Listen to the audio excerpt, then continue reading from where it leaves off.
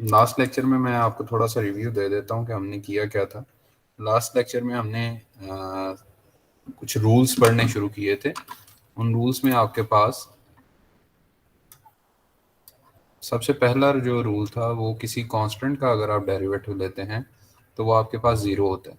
मैंने आपको बताया था कि डेरिवेटिव बेसिकली आपके पास होता क्या है कि डेरिवेटिव में आप चेंज को ऑब्जर्व कर रहे होते हैं, दो वेरिएबल्स की चेंजेस को आप ऑब्जर्व कर रहे होते हैं, जिसमें आपके पास एक इंडिपेंडेंट वेरिएबल होता है और एक डिपेंडेंट वेरिएबल होता है।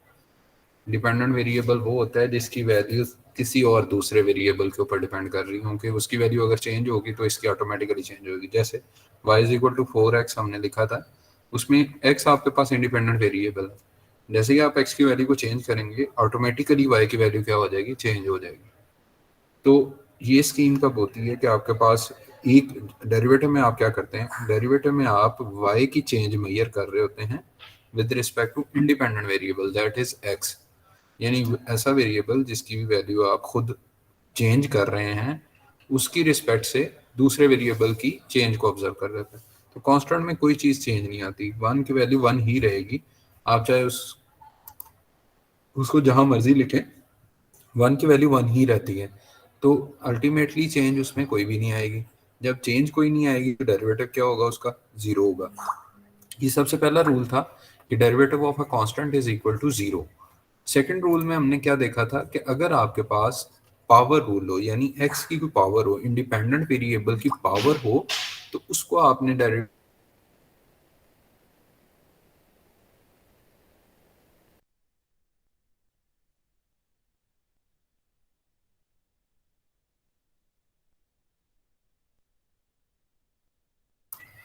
उसको आपने डेरिवेटिव में किस तरह से इनकॉर्पोरेट करना होता है।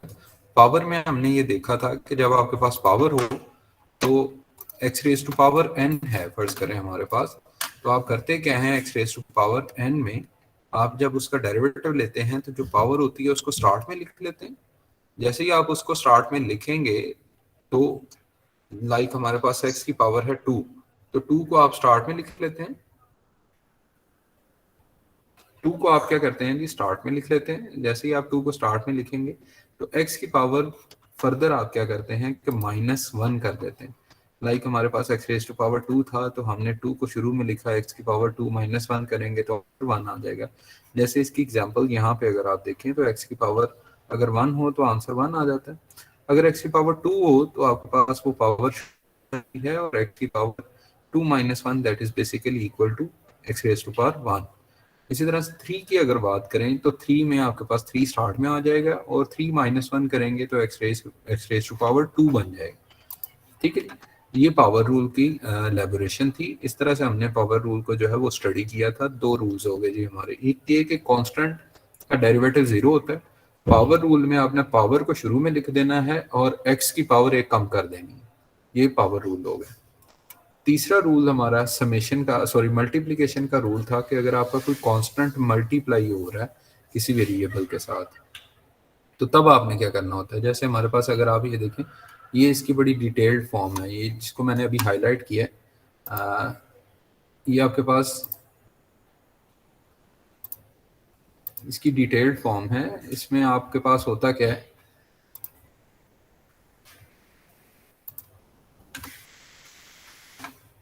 ये मैं एक मिनट इसको हाईलाइट कर लूँ ताकि आपको आइडिया हो जाए कि किस पॉइंट की हम डिस्कशन कर रहे हैं।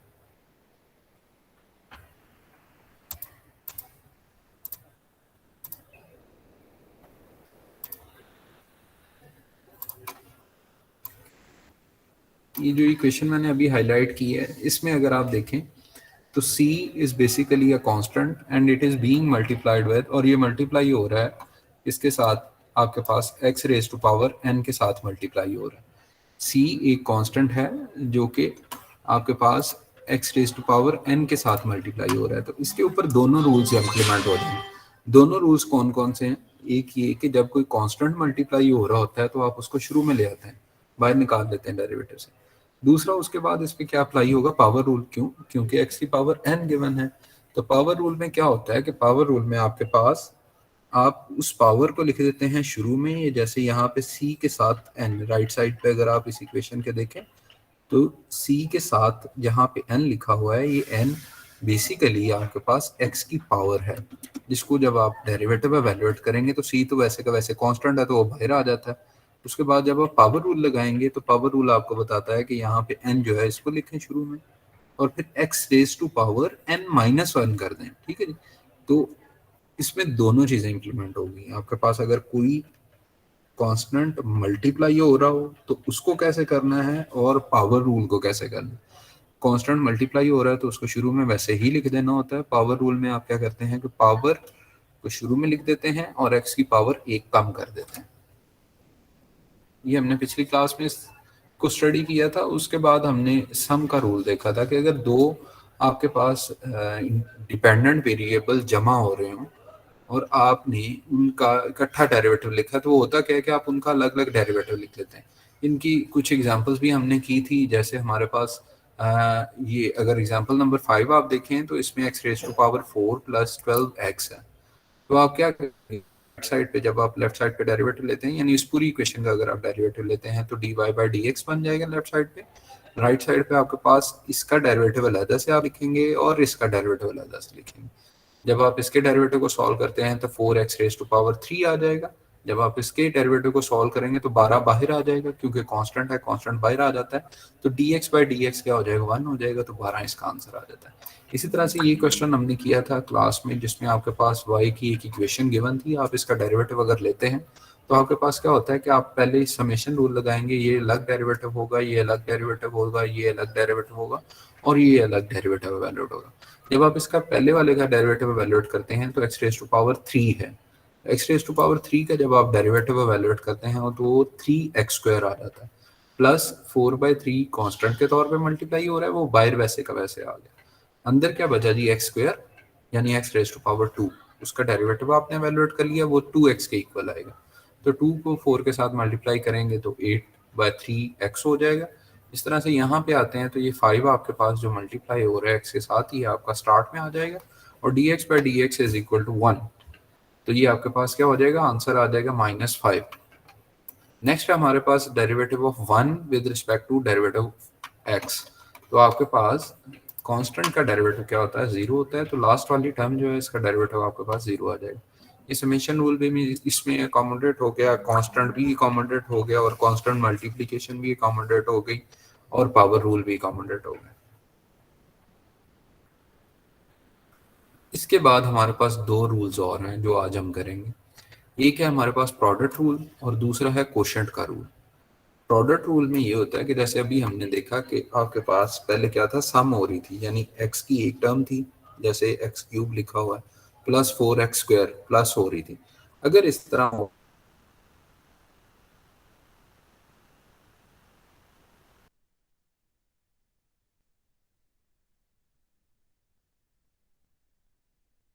कोशेंट रूल लगता है, तब आपका कोशेंट रूल लगता है। प्रोडक्ट रूल का सिंपल फार्मूला जो है वो ये है कि अगर आपके पास दो फंक्शंस हैं और वो आपस में मल्टीप्लाई हो रहे हैं, दो फंक्शन यानी u और v दो फंक्शन है, वो आपस में मल्टीप्लाई हो रहे हैं, तो आपने इनका इकट्ठा डेरिवेटिव लिखना है।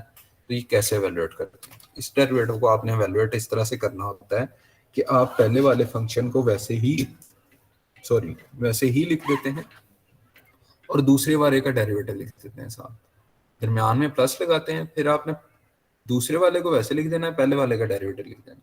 यानी पहले आपने क्या करना है जी, पहले वाला जो आपका फंक्शन है u, उसको वैसे का वैसे लिख देना है, सेकंड वाले का डेरिवेटिव ले लेना है, प्लस आपने क्या करना होता है, इसको उल्टा कर देना होता है। यानी आपने पहले ये लिखा कि पहला फंक्शन सिंपल लिख दिया डेरिवेटिव का बगैर, तो आप प्लस लिखने के बाद क्या करेंगे, उसका डेरिवेटिव ले लेंगे और दूसरे वाले को वैसे लिख देंगे। बिल्कुल सिंपल। आपने दो फंक्शंस हैं, दोनों प्रोडक्ट हैं, यानी मल्टीप्लाई हो रहे हैं आपस में, तो इनके ऊपर प्रोडक्ट रूल लगता है। प्रोडक्ट रूल आपने कैसे करना होता है कि आपका जो पहला फंक्शन है वो वैसे लिख देना है, दूसरे का डेरिवेटिव प्लस पहले का डेरिवेटिव और दूसरा साथ वैसे। ये प्रोडक्ट रूल है। इसकी एग्जांपल देखते हैं, एग्जांपल से आपको आइडिया हो जाएगा। जैसे ये एग्जांपल नंबर 7 जो है, इसमें आपके पास राइट साइड पे दो फंक्शन गिवन है, x² प्लस 1 एक फंक्शन है, x³ प्लस 3 दूसरा फंक्शन है, और ये दोनों आपके पास क्या हो रहे हैं, मल्टीप्लाई हो रहे हैं। इसको आप u का नाम दे दें, इसको v का नाम दे दें समझने की खातिर। तो आपके पास क्या होगा, पहला फंक्शन है x² +1 and second function is x³ + 3। ये दो हो गए और ये दोनों आपस में क्या हो रहे हैं, मल्टीप्लाई हो रहे हैं। अगर इनका डेरिवेटिव आप एवेलुएट करना चाहें तो आप कैसे लिखेंगे? ये जो पहला फंक्शन है वो सादा वैसे का वैसे आ जाएगा, दूसरे वाले का क्या आ जाएगा, डेरिवेटिव। कैसे डेरिवेटिव एवेलुएट करेंगे? x³ + 3 का डेरिवेटिव एवेलुएट करें तो वो क्या आता है, तो आता है आपके पास ये यहाँ पे पावर रूल लगेगा x³ के ऊपर, तो 3x² हो जाएगा, और +3 यानी कांस्टेंट है तो इसका 0 आ जाएगा। तो 3x² आपने इसका डेरिवेटिव यहाँ पे लिख दिया, डी वी का डेरिवेटिव। ठीक है जी। दूसरी साइड पे जाएंगे तो अब हम u का डेरिवेटिव लेंगे और v साथ वैसे लिखेंगे। v आपने वैसे का वैसे लिख दिया। u का डेरिवेटिव लेते हैं तो वो 2x आ जाता है, +1 = 0। तो 2x आपका साथ मल्टीप्लाई हो जाएगा। उसके बाद आपके पास सिंपल मल्टीप्लीकेशन है और सिंप्लीफाई किया हुआ है। कैसे मल्टीप्लीकेशन है? 3x² को इसके साथ मल्टीप्लाई करेंगे तो 3x⁴ हो जाएगा, +3x² हो जाएगा। ये आपके पास पहले जब आपने मल्टीप्लाई किया तो ये बन गया। जब आपने 2x को x³ + 3 के साथ मल्टीप्लाई किया तो 2x⁴ + 6x बन गया। x⁴ वाली टर्म्स आपने इकट्ठी कर दी तो आपके पास आंसर इस तरह से आ जाएगा। इसमें से अगर किसी को कुछ पॉइंट ऐसा है जिसकी समझ नहीं लगी तो आप पूछ लें, मैं उसको क्लियर कर देता हूँ। ये प्रोडक्ट रूल है। सर ये पहले x³ + 3 जो है, इनमें से x³ के ऊपर पावर रूल लगाया, जी जी, बिल्कुल ऐसे ही। 3 शुरू में आ गया और x की पावर में से एक माइनस हो गया। जी जी, ये 3x² ठीक, बन गया ना। सही। हाँ जी, जब आप x² + 1 के ऊपर लगाएंगे पावर रूल तो तब क्या आएगा, u का अगर डेरिवेटिव वैल्यूएट करें, आप बताएं। इसके ऊपर सर, किसके ऊपर? जब आप x² + 1 के ऊपर ये जो है ना u, डी यू आप एवेल्युएट करना चाह रहे हैं तो इसका क्या आंसर आएगा, आप बताएं। सर x³ + 1 का। x², सर इसमें से टू 2x आ जाएगा, +1 की जगह पे सर 1 का डेरिवेटिव 0 होता है। ठीक है, बिल्कुल तो सही बात है, 2x आपके पास जी आंसर आ सर, जाएगा। 2x आ जाएगा। ठीक है जी, जी तो सर। वो यहाँ पे हमने ये लिख दी है। ठीक है सर। कि और का कोई क्वेश्चन है तो आप पूछें, मैं क्लियर कर देता हूँ। प्रोडक्ट का मतलब होता है ज़रब होना। तो इसमें दो ज़रब हो रहे हैं आपके पास फंक्शंस। तो जब आपके पास ज़रब हो रहे हो तो आपने फार्मूला है आपके पास कि पहला आपने फंक्शन वैसे ही लिख देना है, दूसरे का साथ डेरिवेटिव लिख देना है, प्लस पहले का डेरिवेटिव लिखना है, दूसरा साथ वैसे लिख देना है। डेरिवेटिव कैसे वैल्यूएट करते हैं वो हमने अभी सीखा है। किसी का कोई सवाल है इससे रिलेटेड तो आप पूछ लें, मैं आंसर कर देता हूँ।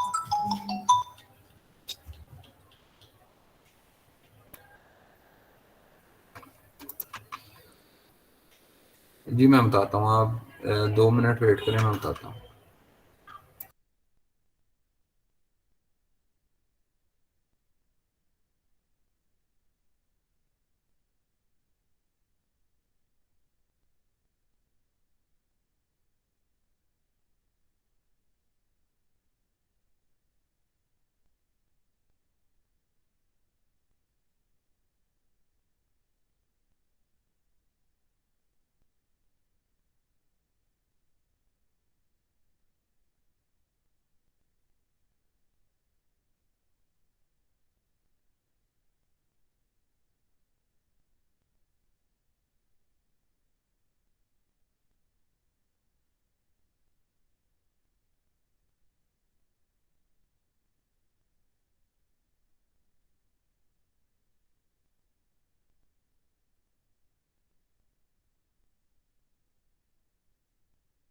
जी मैं दोबारा बता देता हूँ। इसमें हमारे पास होता ये है कि अगर आपके पास दो फंक्शंस हों u और v, और वो आपस में मल्टीप्लाई हो रहे हों, तो इसको आप कहते हैं प्रोडक्ट। दो को जब आप मल्टीप्लाई करते हैं फंक्शंस को तो उनका जो हासिल ज़रब होता है उसको प्रोडक्ट कहते हैं। जब आपके दो फंक्शन दोनों का इकट्ठा डेरिवेटिव लेना हो तो आप क्या करेंगे? आप करेंगे ये, इसका एक फार्मूला है, वो फार्मूला ये है कि आप पहले फंक्शन को वैसे लिखेंगे और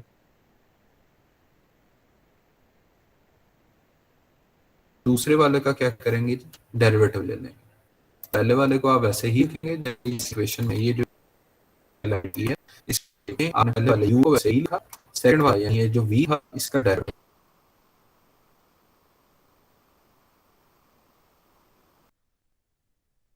दिया साथ।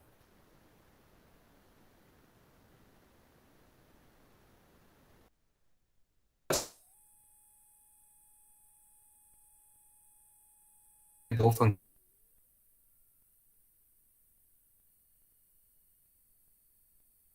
फंक्शंस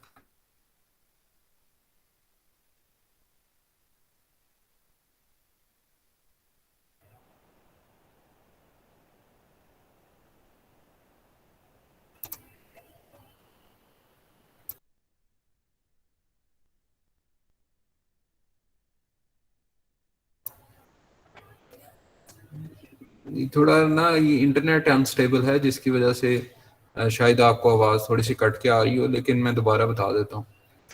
आपके पास दो फंक्शंस जो हैं वो मल्टीप्लाई हो रहे हैं इस एग्जांपल में। तो जब आपके पास मल्टीप्लाई हो रहे हो तो आपने प्रोडक्ट रूल लगाना है डेरिवेटिव निकालते हुए। आप इन दोनों का डेरिवेटिव यानी d y by d x निकालना चाहते हैं, तो आप करेंगे क्या कि ये आपने प्रोडक्ट में दोनों लिख लिए, पहले वाले को आप वैसे ही लिखेंगे, दूसरे वाले का डेरिवेटिव ले लेंगे, इसको u लिख लें, इसको v लिख लें। जब आप u और v लिख लेते हैं तो आपके पास यही इक्वेशन जो है ये लग जाएगी, इसके ऊपर इम्प्लीमेंट हो जाएगी। आपने u को वैसे ही लिखा है और v के साथ क्या किया, डेरिवेटिव निकाल के उसको मल्टीप्लाई कर दिया, प्लस अगली दफा क्या करेंगे आप v को वैसे ही लिखेंगे और u का डेरिवेटिव साथ लिखते हैं। बाकी तो सिंपल मल्टीप्लिकेशन और जमा किया हुआ है आपने। जी, अगर आपको समझ लगी है, एहसान मेरे ख्याल में थे, उनका ये क्वेश्चन था, आगे दोबारा बता दें तो ठीक है, वरना मैं दोबारा बता देता हूँ। उसामा एहसान सॉरी। जी जी बताइए। सर इसमें जिस तरह सर इसमें पावर रूल भी लगता है और सर ये प्रोडक्ट रूल भी लगता है, सर हम पहले सर इसको अगर अलग अलग करके लिखते हैं। नहीं, प्रोडक्ट रूल है जब आपके दो फंक्शंस मल्टीप्लाई हो रहे हैं ना, आपने प्रोडक्ट के थ्रू उनका डेरिवेटिव एवेल्युएट करना है। ठीक है, डेरिवेटिव जो अंदर एवेल्युएट करते हैं ना उसके ऊपर पावर रूल ही लगता है। पावर रूल लगेगा, कांस्टेंट वाला है तो कांस्टेंट लगेगा, अगर कोई कांस्टेंट मल्टीप्लाई हो रहा है तो वो सादी बात, मतलब ये समझे कि एक्स स्क्वेयर प्लस वन आपके पास एक फंक्शन है, इसका डेरिवेटिव जब भी निकाल लेंगे वो जैसे मर्जी निकले, उसमें चाहे पावर रूल लगे, कांस्टेंट वाला मल्टीप्लिकेशन वाला लगे या जो भी लगे, वो आपका वैसे का वैसे ही रहेगा। यहाँ पे अगर हम बात करते हैं तो आपके पास ये भी एक पूरे का पूरा फंक्शन है, इसका जब आप डेरिवेटिव निकालेंगे तो उसमें भी आपके पास अगर पावर रूल लग रहा है तो पावर रूल लगाएंगे, अगर कांस्टेंट मल्टीप्लाई हो रहा है तो उस तरह से कांस्टेंट को बाहर निकाल लेंगे। ये डेरिवेटिव आपने इसका पूरे का पूरा इवेलुएट करना।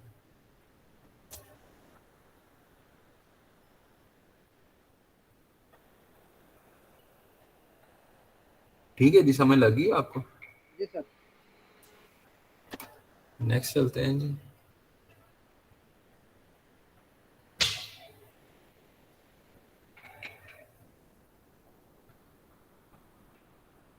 नेक्स्ट है क्वोशिएंट रूल। क्वोशिएंट रूल में आप क्या काम करते हैं कि अगर दो फंक्शंस आपके डिवाइड हो रहे हैं, पहले मल्टीप्लाई हो रहे थे, अब हो रहे होंगे g divide, u divided by v हो यानी u बटा v हो, तो आप क्या करेंगे, इसका डेरिवेटिव अगर आप एवेल्युएट करना चाहते हैं तो आप पहले वाले का डेरिवेटिव लिखेंगे, दूसरा साथ वैसे ही लिखेंगे, यानी v साथ वैसे ही आ जाएगा, पहले वाला यानी u जिसको न्यूमिनेटर कहते हैं, जो बटे के ऊपर लिखा हो चीज उसको न्यूमिनेटर कहते हैं, जो नीचे लिखा वो डिनोमिनेटर कहलाता है। ठीक है जी, न्यूमिनेटर का आप डेरिवेटिव लिखेंगे और साथ ये जो डिनोमिनेटर में है यानी दूसरे वाला जो पैरामीटर है उसको, ये दूसरे वाला जो फंक्शन है उसको साथ वैसे ही लिखेंगे, दरमियान में लगाएंगे माइनस। जब प्रोडक्ट रूल लगाते हैं तो दरमियान में प्लस लगता है, जब क्वोशिएंट रूल लगाते हैं तो दरमियान में माइनस लगता है।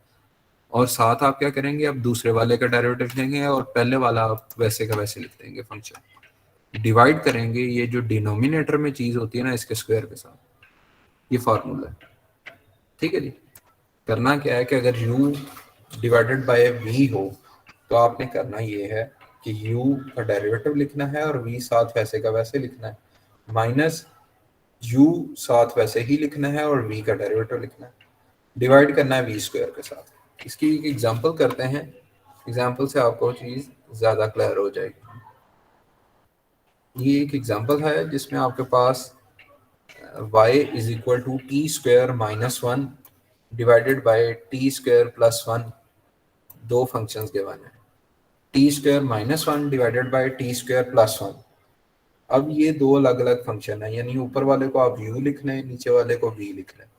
फार्मूला लगाएं। फार्मूला आपको क्या बताता है? फार्मूला आपको ये बताता है कि v आपने सादे का सादा लिखना होता है, साथ ये हमने v लिख लिया, टी स्क्वायर प्लस वन, ये v आ गया, प्लस आप मल्टीप्लाई आपने इसको किसके साथ करना होता है? u के डेरिवेटिव के साथ। तो u का डेरिवेटिव क्या होता है? टी स्क्वायर माइनस वन का डेरिवेटिव आप निकाल लें t की रिस्पेक्ट से, t की रिस्पेक्ट से डेरिवेटिव निकालते हैं तो 2t आ जाता है, 2t यहाँ पे मल्टीप्लाई हो गया, माइनस आता है दरम्यान में, ऊपर वाले को आप साथ वैसे का वैसे ही लिख देते हैं, नीचे वाले का डेरिवेटिव लिखते हैं।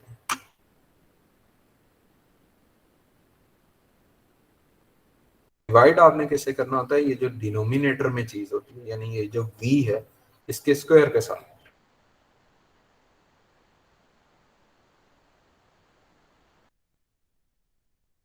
वो मेरे ख्याल में आप कर लेंगे, क्योंकि ये अगर आप अंदर मल्टीप्लाई करते हैं तो 2t है, यहाँ पे t स्क्वायर है, तो ये 2t क्यूब हो जाएगा प्लस 2t है, फिर आपके पास ये माइनस है, माइनस 2t क्यूब हो जाएगा, माइनस और माइनस प्लस हो जाएंगे, प्लस 2t हो जाएगा।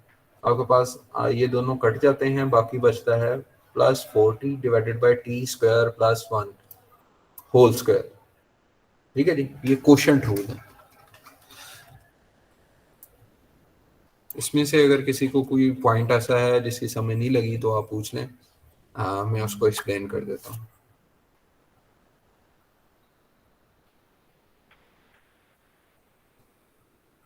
जी बताइए।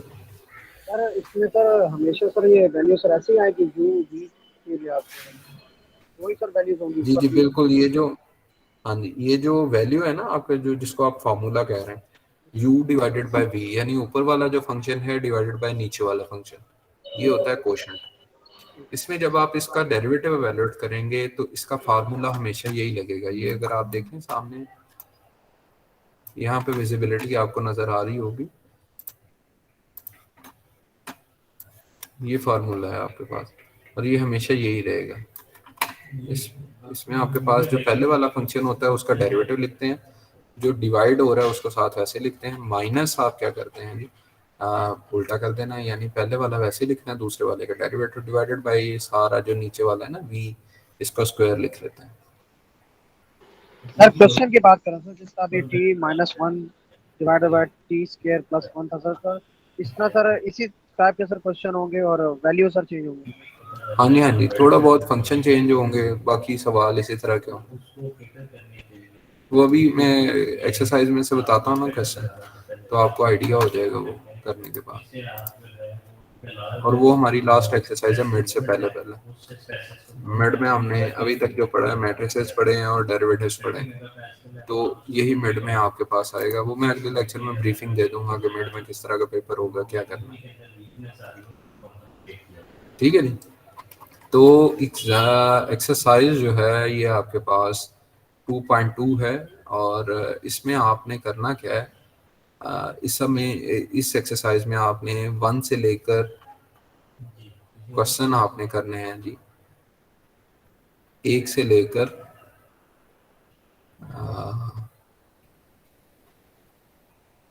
22 तक, 1 से लेकर 22 तक, 1 से लेकर 22 तक आपने क्वेश्चन करने हैं। इस क्वेश्चन तक w इज इक्वल टू, बल्कि माइनस की पावर है, आप इस तरह से करें 20 तक करें, 20 क्वेश्चन तक, 20 क्वेश्चन तक, 1 से लेकर 20 तक आपने ये क्वेश्चन जो है वो सॉल्व करने हैं। किसी का कोई क्वेश्चन है तो पूछ लें।